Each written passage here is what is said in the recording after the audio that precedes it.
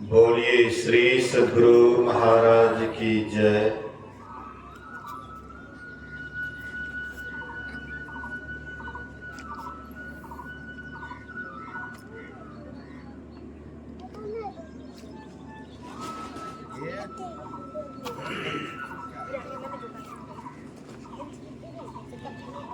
बोलिए श्री सद्गुरु महाराज की जय।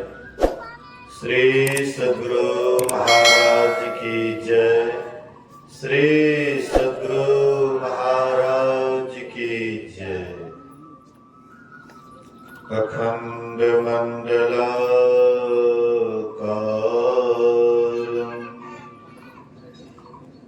व्याप्तं येन चराचरं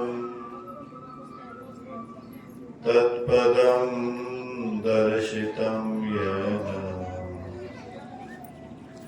तस्मै श्री गुरुवे नमः।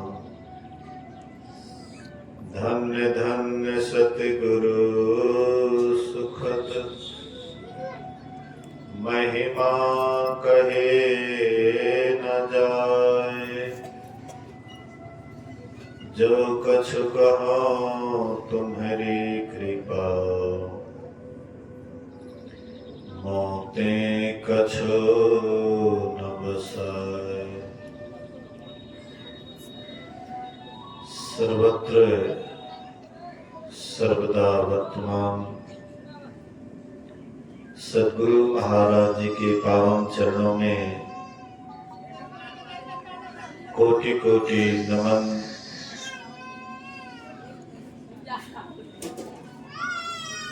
उपस्थित धर्म प्रेमियों, सदात्माओं, माताओं तथा भक्तिमती बहनों, कोई भी कार्य होता है उसके पीछे कारण होता है। बिना कारण के कोई भी कार्य नहीं होता है, चाहे संसार का हो या परमार्थ का हो। लेकिन पहले कारण होता है, उसके बाद कार्य होता है। अभी हम लोग जिस अवसर पर आए हुए हैं, जिसके निमित्त यह सत्संग का आयोजन किया गया है, इसका भी कारण है। श्रद्धेय सदानंद बाबू के पुत्री का स्वयंवर होने वाला है। इस स्वयंवर के अवसर पर संतमत सत्संग का आयोजन किया गया है। बहुत आदमी बहुत कुछ करते हैं। लोग सत्यनारायण कथा भी करवाते हैं। सत्यनारायण कथा क्या है? हम लोगों के मन में जो बात बैठ जाता है वह जल्दी दिमाग से नहीं निकलता है। सत्यनारायण कथा का मतलब होता है सत्य नारायण की कथा।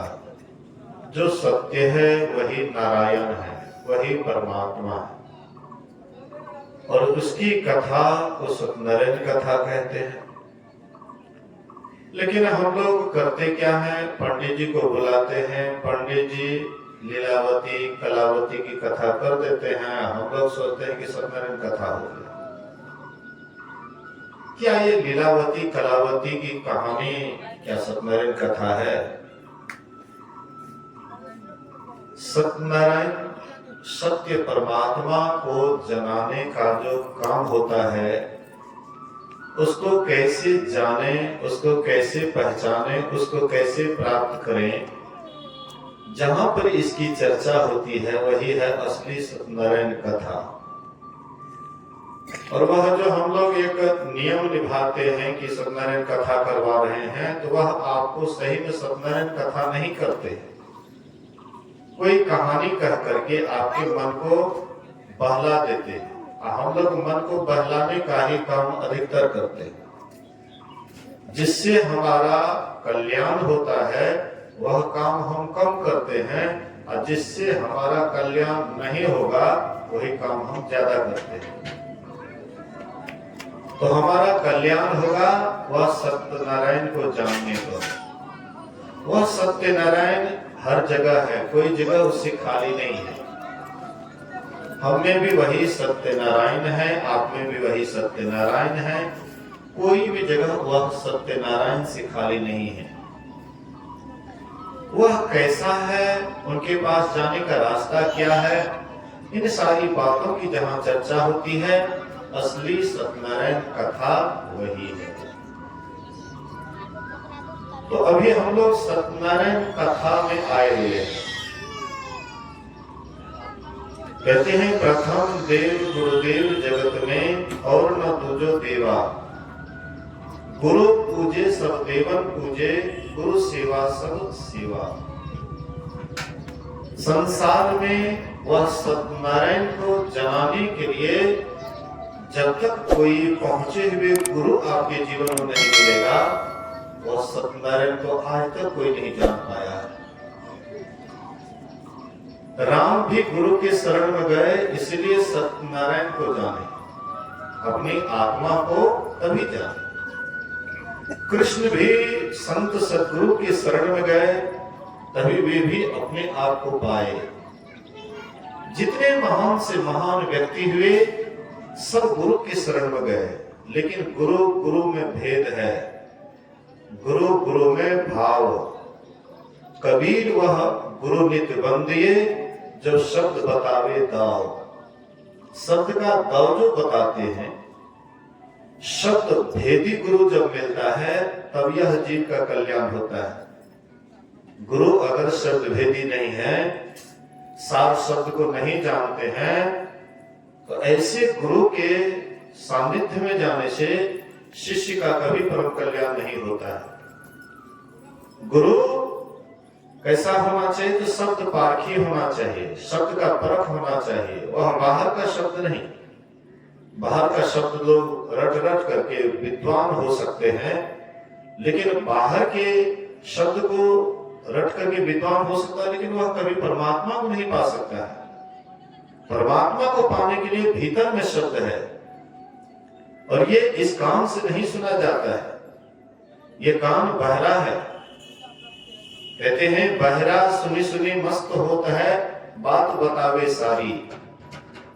जो संसार से बहरा हो जाते हैं, जो परमात्मा की तरफ जिसका अनुराग होता है, जिसका भीतर का आंख खुल जाता है, उसी का भीतर का कान भी खुलता है। जैसे बाहर का कान है, बाहर का आंख है, बाहर के आंख से बाहर का दर्शन करते हैं, जैसे बाहर के कान से बाहर का शब्द सुनते हैं, ऐसे ही भीतर के आंख से भीतर का रोशनी दिखाई पड़ता है, भीतर के प्रकाश को पाते हैं। वैसे ही भीतर के कान से भीतर के शब्द को सुनता है, और वह शब्द जब सुनते हैं तभी सत्यनारायण का साक्षात्कार होता है। बाद बाकी और कोई उपाय नहीं है। इसलिए उस परमात्मा को, उस ईश्वर को जानने के लिए संत सद्गुरु की आवश्यकता पड़ती है। संत सद्गुरु के चरण शरण में जाना पड़ता है। गोस्वामी तुलसीदास जी महाराज कहते हैं, बंदम गुरुपद कंज कृपा सिंधु नररूप हरि, महामोह तम पुंज जासु वचन रवि करनी कर। कहते हैं मैं गुरु महाराज के चरण कमल को प्रणाम करता हूं, जो नररूप में हरि होते हैं। दिखाई पड़ता है मनुष्य जैसे, लेकिन भीतर से वे हरि होते हैं, परमात्मा को पाए हुए होते हैं। महामोह तम पुंज, जिसका वचन महामोह रूपी अंधकार को नाश करने के लिए, जैसे सूर्य का किरण जब उदय होता है तो अंधकार भाग जाता है, अंधकार टिक नहीं सकता। ऐसे ही जब भीतर का जो संत सद्गुरु है, उनका जो वचन है वह महामोह रूपी अंधकार को नाश करने के लिए सूर्य के किरणों के समान है। तो ऐसे जो संत सद्गुरु होते हैं उसकी बड़ी महिमा है, बहुत गुणगान शास्त्रों ने किया है। कबीर साहब कहते हैं कि संसार में 7 गुरु है, 7 गुरु संसार में है। प्रथम गुरु है माता पिता। पहला गुरु कौन है? तो माता पिता है। माता पिता के द्वारा ही यह शरीर का निर्माण होता है। काश अगर माता पिता नहीं होते तो हम लोग इस संसार में नहीं आते, इस शरीर में नहीं आते। तो माता पिता के द्वारा ही पंचभौतिक शरीर का निर्माण होता है। माता पिता रज के दोनों के संयोग से, दोनों के मिलन से यह पंचभौतिक शरीर बनता है। परमात्मा ने जब सृष्टि की तो सभी जीवों को उत्पन्न किया और सभी जीवों को उत्पन्न करने के बाद वे मनुष्य का भी सृजन किए। और परमात्मा ने सोचा कि ये सृष्टि का क्रम चलता रहे, कभी बंद नहीं हो, इसलिए स्त्री पुरुष का निर्माण किया। स्त्री पुरुष का निर्माण करके दोनों ऐसा गहरा प्रेम पैदा किए, इतना गहरा प्रेम पैदा किए ताकि देखने के लिए शरीर 2 हो लेकिन आत्मा दोनों की एक हो।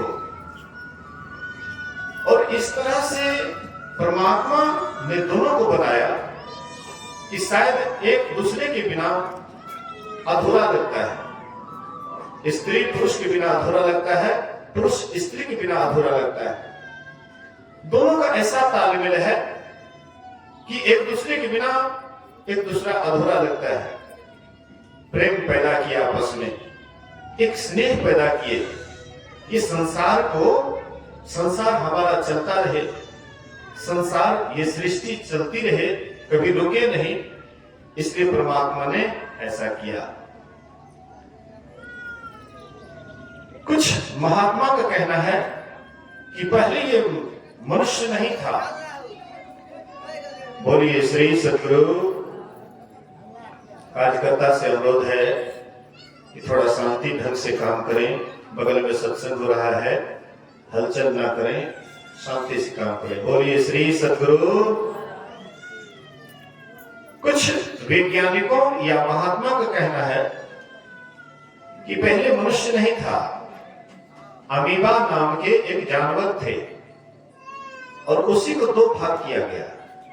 अमीबा नाम के जानवर को 2 भाग किया गया, उसी से एक भाग स्त्री और एक भाग पुरुष। इसलिए दोनों एक दूसरे के बिना अधूरा लगता है। पूरा पूरा तब लगता है जब दोनों एक साथ रहते हैं। कोई भी काम करते हैं तो स्त्री पुरुष मिलकर के करते हैं। राम जी यज्ञ करना चाह रहे थे, सीता जी नहीं थी, बोले यज्ञ संपन्न नहीं होगा, यज्ञ पूर्ण नहीं होगा, इसलिए सीता जी चाहिए।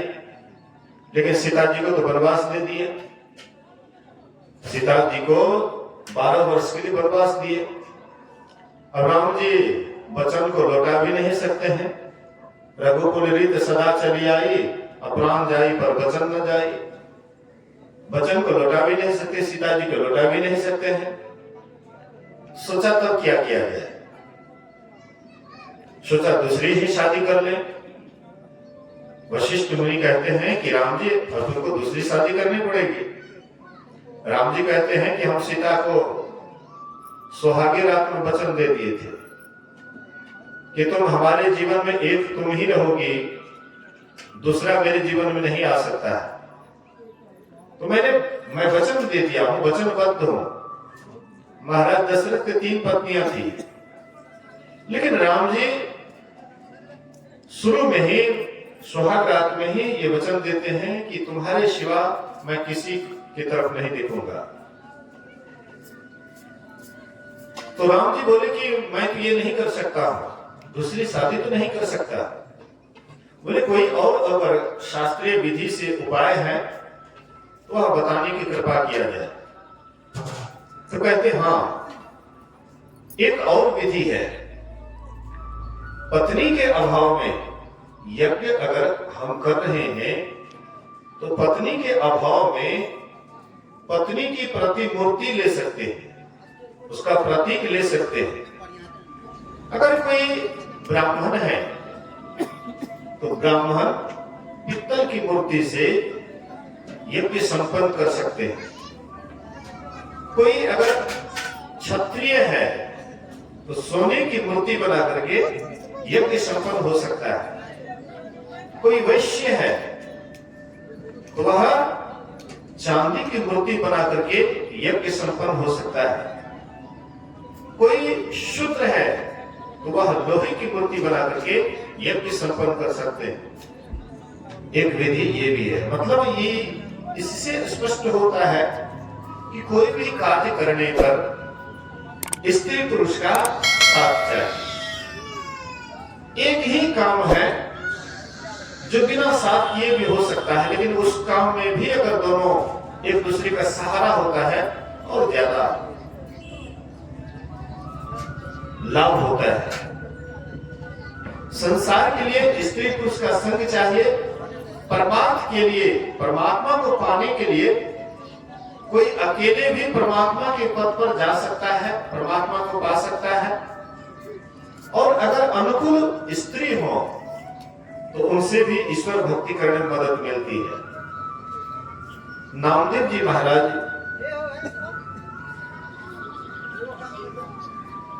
बोलिए श्री सद्गुरु।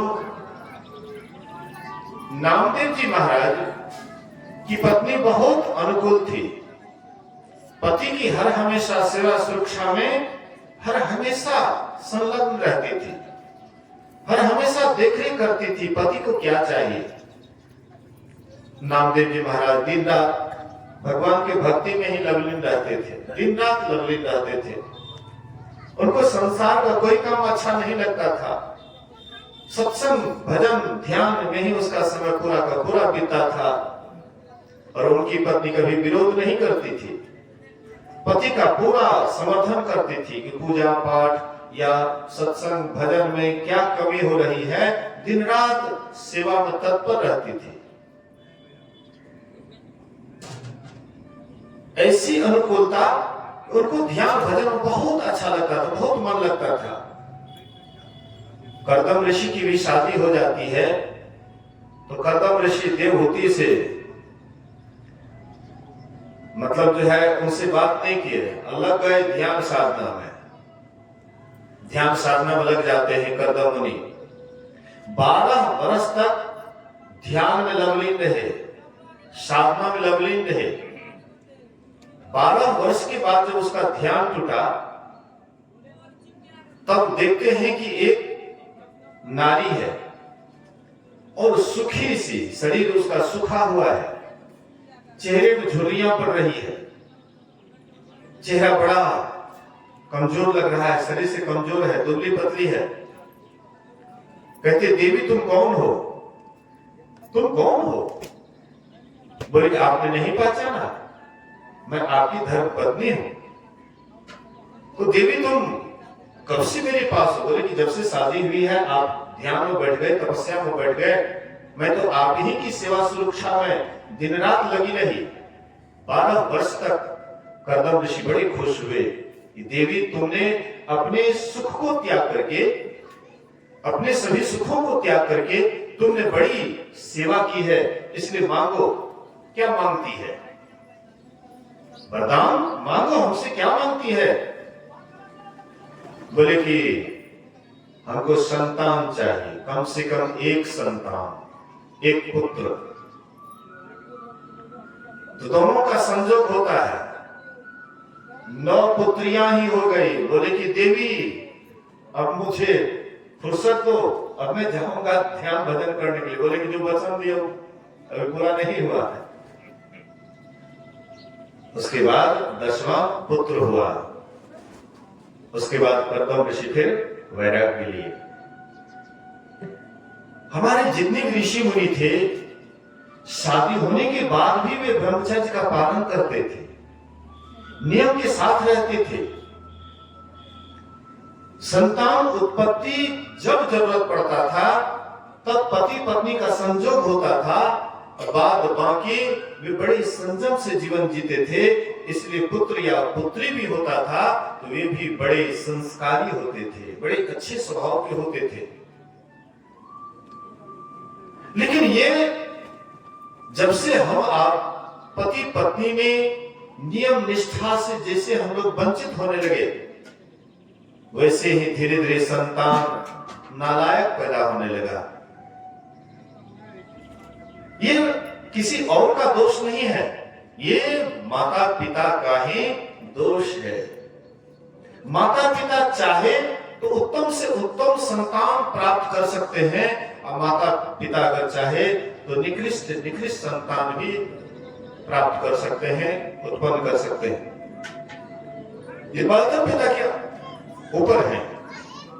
जो उत्तम प्रवृत्ति के, जो उत्तम प्रकृति के आत्मा होते हैं, वे उत्तम जगह खोजते हैं। जो पवित्र आत्मा होते हैं, वे पवित्र गर्भ खोजते हैं। तो जिनका पवित्र गर्भ होता है, पवित्र गर्भ कौन है?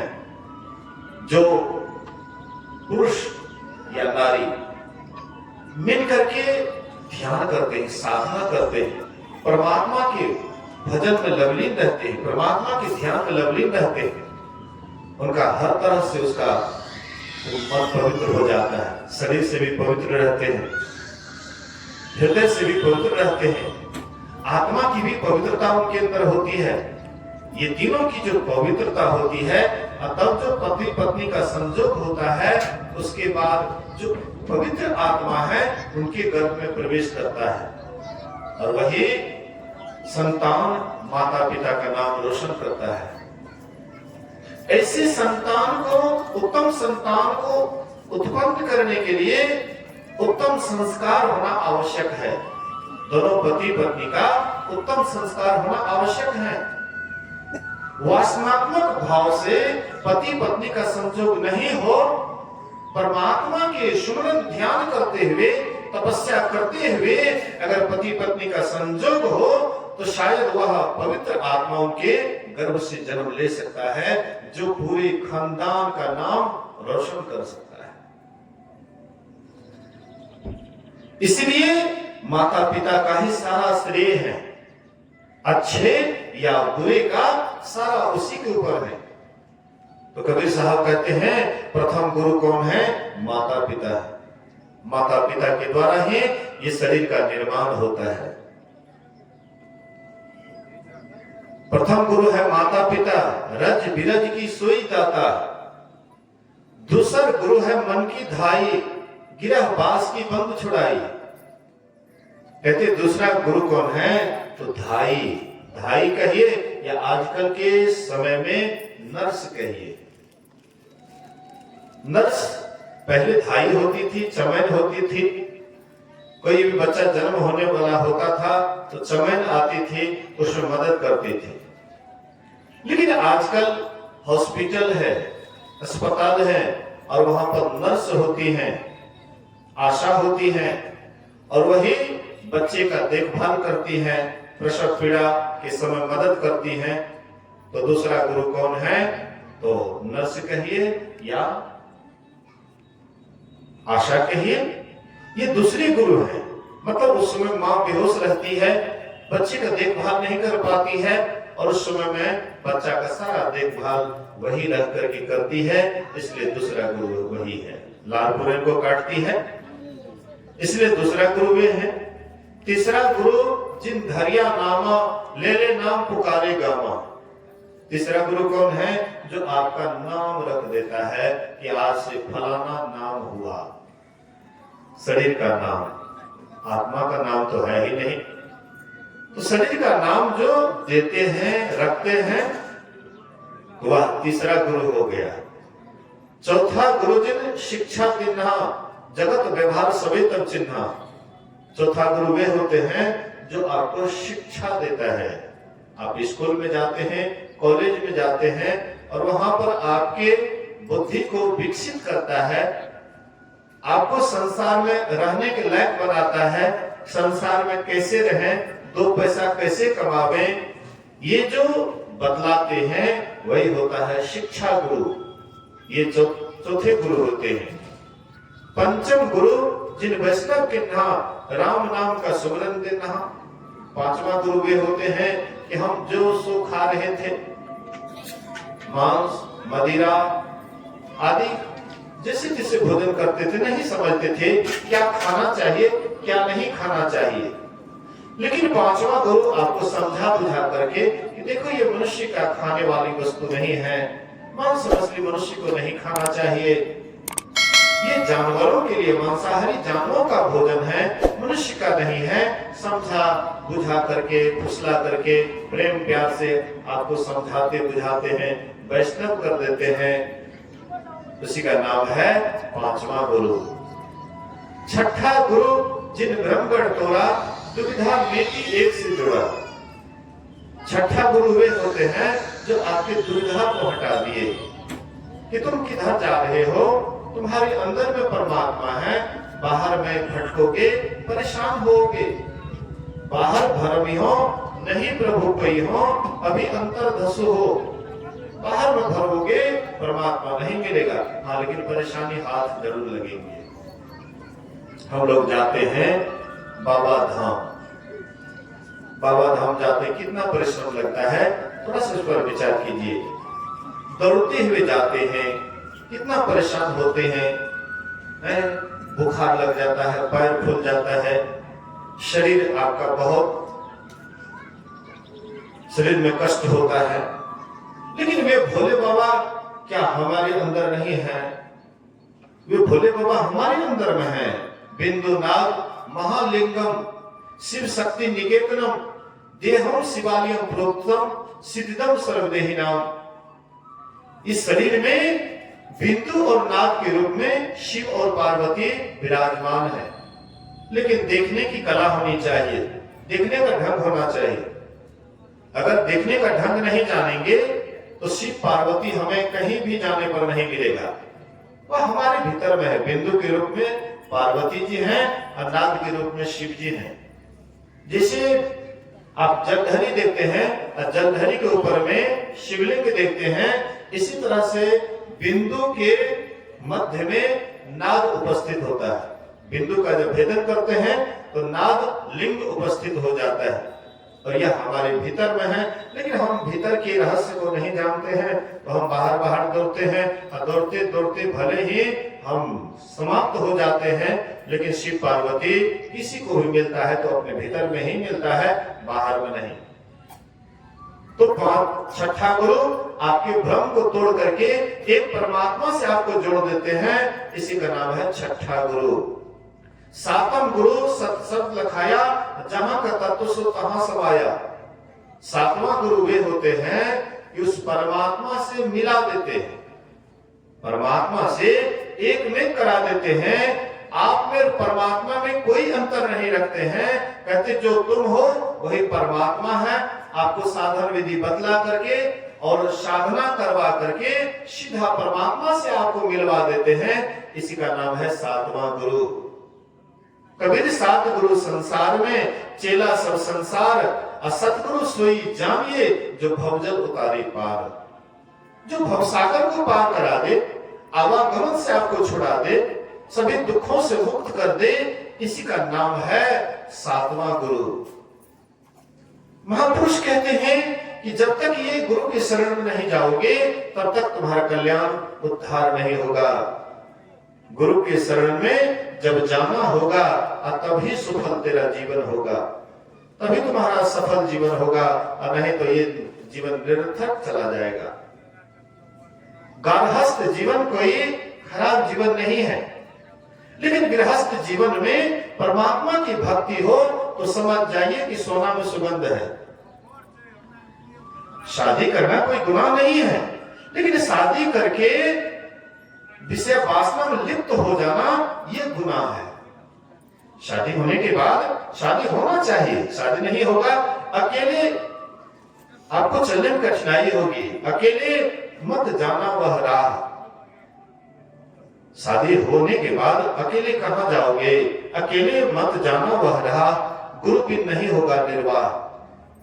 तो गुरु चाहिए, शादी होने के बाद पति पत्नी अगर मिल करके परमात्मा की भक्ति करते हैं, उसका दाम्पत्य जीवन सुखी होता है। मैं ये नहीं कहता हूं कि आप काम धाम छोड़ करके दिन रात भक्ति में ही लग जाइए। सब काम को देखिए, जो काम है उसको देखिए और समय पर भगवान की भक्ति भी कीजिए। कबीर साहब ने बड़ा अच्छा कहा है, कहे कबीर निज रहनी संभारी सदा आनंद रहे नर नारी। वह नर और नारी सदा आनंद से रह सकता है जिसका रहनी ठीक हो गया है। कहे कबीर निज रहनी संभाली, अपने रहनी को संभाल लीजिए, अपने गहनी को संभाल लीजिए, तो सदा आप आनंद में रहिएगा। कमल का जड़ देखते हैं कीचड़ में होता है, लेकिन उसका वह बाहर में खिलता है कमल, और इतना सुगंधित होता है कि सबके मन को मोह लेता है। ऐसे ही हम आप भी इस संसार में ही रहेंगे। किसी न किसी का सहारा चाहिए, अकेले आप रह नहीं सकते हैं। आश्रम भी बनाएंगे तो वहां पर भी शिष्य और शिष्या की आवश्यकता पड़ती है, वहां पर भी सहयोगी चाहते हैं। साथी प्रत्येक जगह चाहिए। गृहस्थाश्रम में भी साथी खोजते हैं। तो शादीशुदा हो जाता है तो आपस में एक जीने का हौसला मिलता है, आपस में प्रेम रहे, आपस में मेल रहे, और संसार का काम धाम करते हुए परमात्मा की भक्ति की चाहना रहे, वह गृहस्थाश्रम में भी सुंदर फूल खिलता है। बोलिए प्रेम से श्री सद्गुरु महाराज की जय। कहने का आशय है, मतलब है, हम आप भी जो संत महापुरुष कहते हैं उसके अनुसार चलना चाहिए। ये जीवन मिला है, बारंबार नहीं मिलता है। यह जो मनुष्य का शरीर मिला है ये बारंबार नहीं मिलता है। कभी ईश्वर परमात्मा यह जीव के ऊपर कृपा करते हैं तब ये उत्तम शरीर मिलता है। लेकिन ये उत्तम शरीर में आकर के अगर हम केवल संसार के प्रपंच में ही दिन रात अगर लिप्त रहते हैं, प्रपंच में ही खोए रहते हैं, और जिसको पाने के लिए आए उसको भूल जाते हैं, तो फिर बाद में आप ही को पछताना पड़ता है। संसार में कैसे रहना चाहिए जानते हैं? रामकृष्ण परमहंस जी महाराज कहते थे कि संसार में कैसे रहना चाहिए जानते हो? बड़े घर की नौरी की तरह। बड़े घर की जो नौरी होती है वह मुंह से सदा कहा करती है कि बाल बच्चे, घर परिवार, मकान, दुकान, जमीन, जायदाद जितनी भी है सभी कुछ मेरे ही हैं। लेकिन वह नौरी का मन जानता है कि यहाँ मेरा कुछ भी नहीं है, सभी मेरे मालिक के हैं। जैसे ही मालिक का हुक्म होगा वैसे ही सब कुछ त्याग करके यहाँ से जाना पड़ेगा। किसी मालिक के यहाँ नौकरी करते हैं, कोई राजा के यहाँ नौरी का काम करते हैं, तो नौरी क्या कहती है? सब कुछ मेरे हैं। लेकिन उसका मन जानता है कि यहाँ तो राजा का सब कुछ है, और राजा का जैसे ही हुक्मत होगा, आदेश होगा, तुरंत छोड़ करके जाना पड़ेगा। ऐसे ही परमात्मा रूपी राजा का समझ करके कि जितने भी बाल बच्चा, घर परिवार, मकान, दुकान, पति पत्नी कोई भी है, सोचिए कि सभी परमात्मा रूपी मालिक के हैं। और जब तक परमात्मा का हुक्म नहीं होता है तब तक हम यहाँ रहते हैं, और जैसे परमात्मा का हुक्म हो जाएगा वैसे यहाँ से छोड़ करके जाना पड़ेगा। भुवनेश्वर बाबू चले गए हैं, किसी का इंतजार किए, ये फलना आएगा तब जाएंगे। किसी का इंतजार किए, किसी का इंतजार नहीं किए, आया समय चले गए। आए थे तो वो भी कह करके नहीं आए थे कि हम आ रहे हैं, और जाने भी लगे तो कह करके नहीं गए कि हम जा रहे हैं। तो ये आना जाना संसार में लगा ही रहता है। आए हैं सो जाएंगे, राजा रंग फकीर, एक सिंहासन चढ़ी चले, एक बंधे जात जंजीर। जो आता है उसको जाना पड़ता है कि चला चली का बेला है, आखिर सब अकेला है। लेकिन हाँ, इसी में जो आकर के अपने रहनी गहनी को संभाल लेते हैं, जीने का ढंग यही संसार में हम सीखते हैं। मनुष्य शरीर में ही आकर के जीने की कला सीखते हैं। अगर इस जीवन में आकर के कोई अगर जीने की कला नहीं सीखते हैं और जानवर की तरह जीवन बिताते हैं, तो उसका शरीर छूटने के बाद वह जानवर में ही जाता है। मनुष्य तेरा गुण बड़ा, मनुष्य के अंदर में सद्गुण अगर है वो मनुष्य है, और सद्गुण नहीं है तो वह मनुष्य नहीं है। मनुष्य में सद्गुण क्या होना चाहिए? अगर ईश्वर भक्ति की अगर उनके अंदर में गुण है तो वह सर्वश्रेष्ठ मनुष्य है। अगर ईश्वर भक्ति का गुण नहीं है तो वह मनुष्य कहलाने योग्य नहीं है। चार काम तो मनुष्य भी करते हैं, चार काम जानवर करते हैं, चार काम पशु पक्षी भी करते हैं। तो हमें और पशु पक्षी में क्या अंतर है? आहार हम भी भोजन करते हैं, पशु पक्षी भी भोजन करता है। नींद रात में हम भी सोते हैं, पशु पक्षी भी रात में सोता है। संतान की उत्पत्ति मनुष्य भी करते हैं और संतान की उत्पत्ति पशु पक्षी भी करते हैं। इस मनुष्य के अंदर भी प्राण का डर है, अपने प्राण का इसको भी डर है, और पशु पक्षी को भी अपने प्राण का डर है। देखिएगा, कुत्ता आराम से रोड पर सोया हुआ रहता है, आराम से सोया हुआ रहता है, लगता है पूरा नींद में है। अचानक गाड़ी आती है तो तुरंत फुर से भाग जाता है। प्राण का डर है, उसको भी प्राण का डर है, इसीलिए गाड़ी जैसे नजदीक आता तुरंत भाग जाता है। हम आपको भी प्राण का डर है, एक पशु पक्षी को भी प्राण का डर है। यही चार काम में अगर हम आपका जीवन बीत रहा है तो हम मनुष्य और पशु में कोई अंतर नहीं है। इसलिए विशेष इसमें यही है कि अगर सत्संग ध्यान करते हैं, परमात्मा की भक्ति करते हैं, तब यह मनुष्य जानवर और पशु पक्षी से ये विशेष है। नहीं तो बिना पूछ के पशु है, पूछ नहीं है। जानवर के पास में पूछ है, पक्षी के पास पूछ है, लेकिन इनके पास बिना पूछ के ये भी पशु की गिनती में ही आता है। अगर ज्ञान लाभ नहीं करता है, अगर भगवान की भक्ति नहीं करते हैं, तो ये पशु के तुल्य है। तो भगवान की भक्ति कैसे करें? जब तक संत सद्गुरु के निकट नहीं जाएंगे, अंधाधुंध भक्ति करने से भी आपका कल्याण नहीं होगा। पहुंचे हुए संत सद्गुरु के चरण शरण में जाकर के भक्ति की जुक्ति सीखनी चाहिए। हम जो भी काम करते हैं सीख करके करते हैं तो वह काम आसानी से हो जाता है, और जो काम सीख करके नहीं करते थे उल्टा पुल्टा कर देते हैं।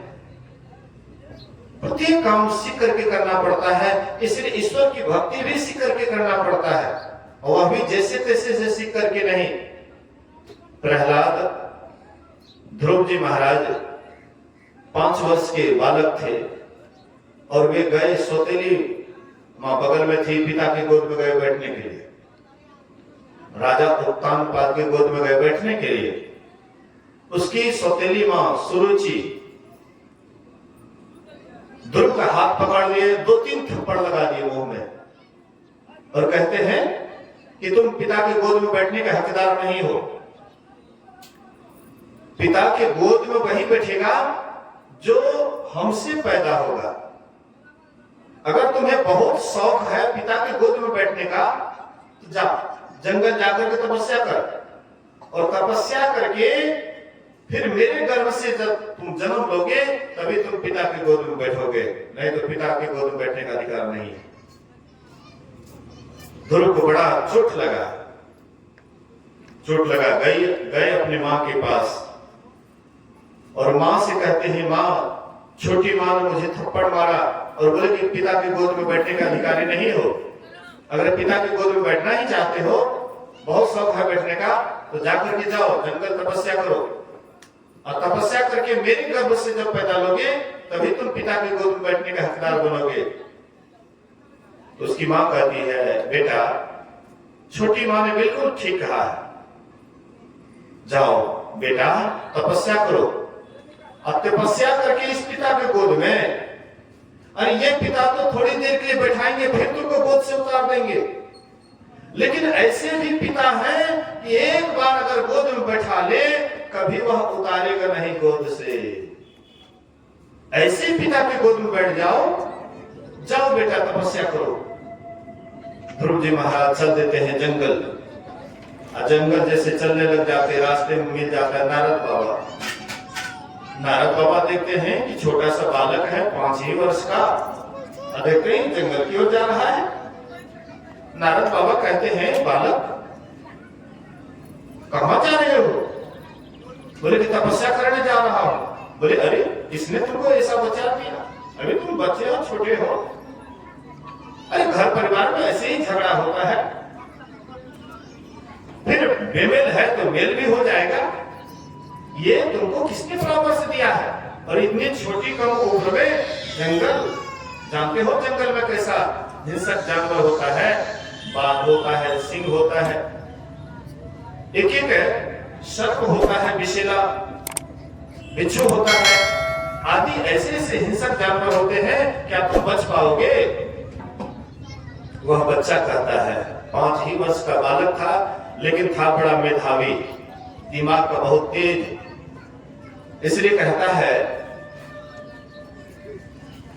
कि महाराज मैंने सुना है कि आप देवर्षि नारद आपका नाम है। बोले कि हाँ, आप देवर्षि कहलाते हैं, तीनों लोक में विचरण करते हैं, इतने बड़े ब्रह्मज्ञानी हैं, लेकिन आपके मुंह से ये बात शोभा नहीं देती है कि जंगल जाने के बाद बाघ सिंह खा जाएगा। ये आपके मुंह से शोभा नहीं देता। दूसरा और कोई कहता तो मानने वाली बात थी। रन में, वन में, व्याधि में वृथा डरहु जनि कोय, अजौ सहाय जननी जठर, सो प्रभु गए कि सोय। कहते हैं जब मैं मां के गर्भ में था तो वह जगदीश जो जगत का ईशन करने वाले हैं, जगत का पालन करने वाले हैं, वे मां के गर्भ में भी हमारी रक्षा किए। मां क्विंटल का क्विंटल अन्न खाई, क्विंटल का क्विंटल पानी पी, सब पच करके निकल गया, लेकिन वहां पर मैं एक बूंद के रूप में, रज में एक बूंद के रूप में वहां पर हमारी परमात्मा रक्षा करते रहे। उस गर्भ में परमात्मा रक्षा करते रहे। बाहर निकला, हर हमेशा वे रक्षा किए। अब वे परमात्मा सो गए हैं क्या? अब वे हमारी रक्षा नहीं करेंगे? परीक्षित को जब ब्रह्मास्त्र अश्वत्थामा के द्वारा चलाया गया तो परीक्षित है कि चारों तरफ भगवान चक्कर काट रहे थे कि कहीं इसका प्रभाव परीक्षित पर न पड़ जाए। यह ब्रह्मास्त्र का प्रभाव परीक्षित इसको सह नहीं पाएगा, ब्रह्मास्त्र का तेज ये सह नहीं पाएगा।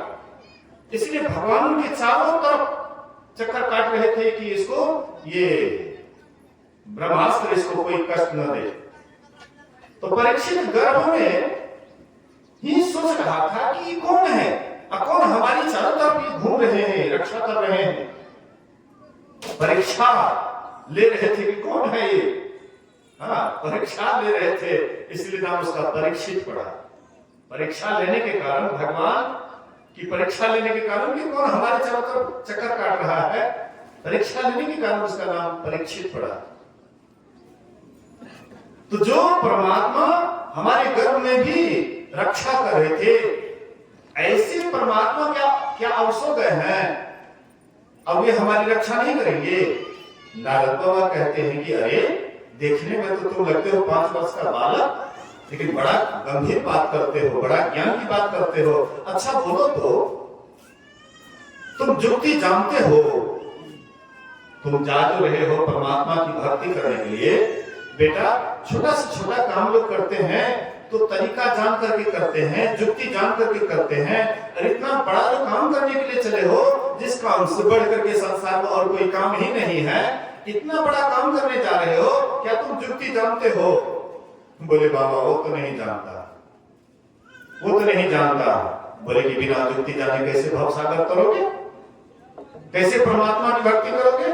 बोले बाबा आपसे बढ़कर के युक्ति बताने वाला कौन मिलेगा? आप तीनों लोग में विचरण करने वाले हैं, आपसे बढ़कर के कौन युक्ति बता सकता है? इसलिए आप ही हमको युक्ति बता दीजिए। नारद बाबा उनको युक्ति बता दी।